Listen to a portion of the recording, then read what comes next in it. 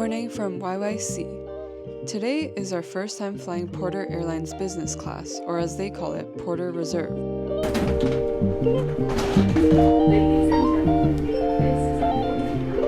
It's more of a premium economy product than true business class, however, this is Porter's highest level fare class. Our plane today is an Embraer E195-E2. By the way, to get one of these Porter airplane trading cards, all you need to do is ask the flight attendant for one. All seats on this flight are in a 2-2 configuration. Since economy cabins on most airlines these days are in a 3-3 configuration, this is a huge plus for Porter if you're flying in economy. Note that there is also no curtain divider between PorterReserve and Porter Basic. We were seated in the first row in 1C and 1D. And as you can see, the legroom is pretty spacious. I'm 5'4" and my feet can barely touch the wall if I stretch my legs all the way out. However, the downside of the first row, as always, is not being able to store bags under the seat in front of you. The window seat comes with a pretty big window which easily slides up and down, and in front of you is the literature pocket, which notably features an in-flight magazine. Yes, Porter still does monthly in-flight magazines, and theirs is called Porter, which is a pretty clever name.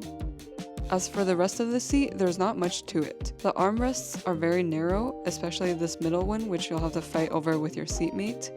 The tray table folds out from the armrest. It is very small and it doesn't extend that far out, which felt quite restrictive. The seat itself is decently comfy. It doesn't recline very far back, but I actually didn't feel the need to recline at all for the entire flight.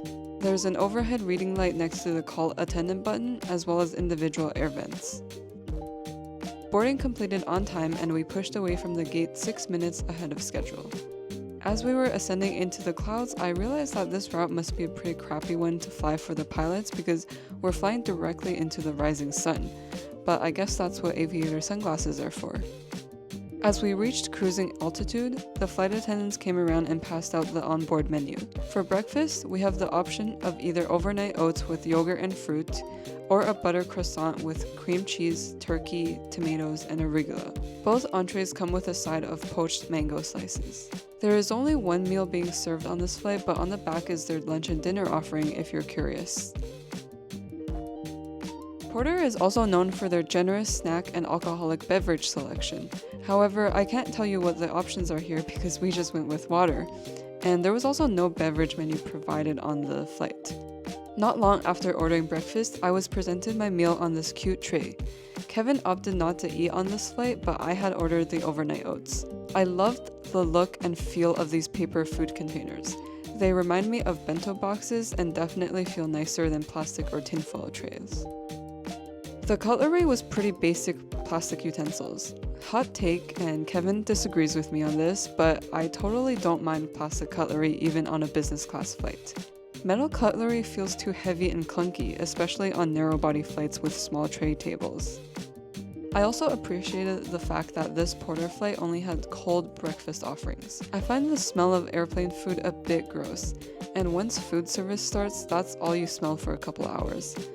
These cold food options were totally odor-free.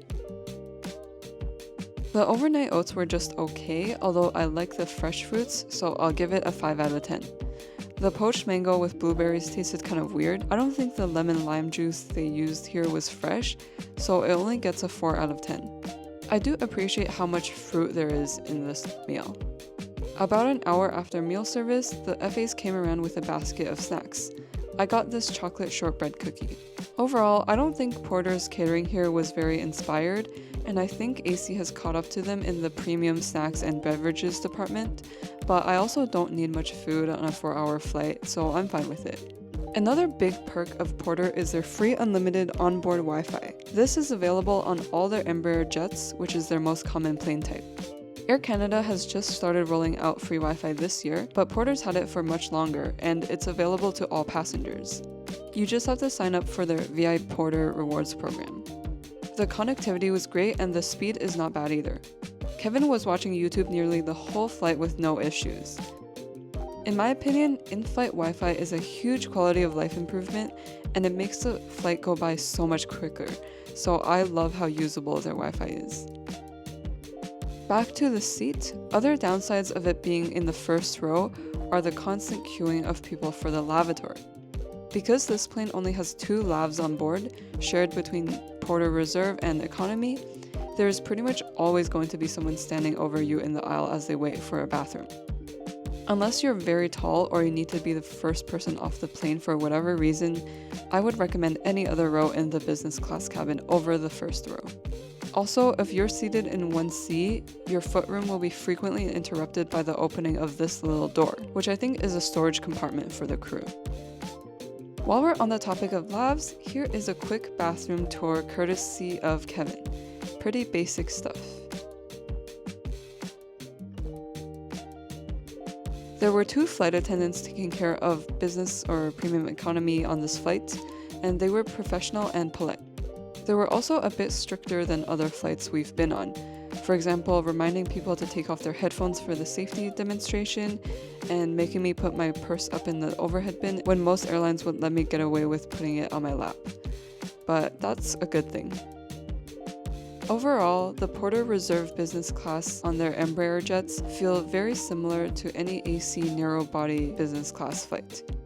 However, it's helped massively by the free Wi-Fi on board. Our flight from Calgary to Toronto was painless and passed by in no time. Several of the positive changes in the Canadian commercial aviation landscape, such as free snacks, nicer snacks, alcoholic beverages, and free onboard Wi-Fi, were first introduced by Porter Airlines. So thank you, Porter, for a pleasant journey. Now we're going to take the Up Express to downtown for a stay at the Park Hyatt Toronto. If you're curious to see what the only Park Hyatt hotel in Canada is like, please subscribe for our next video. Bye!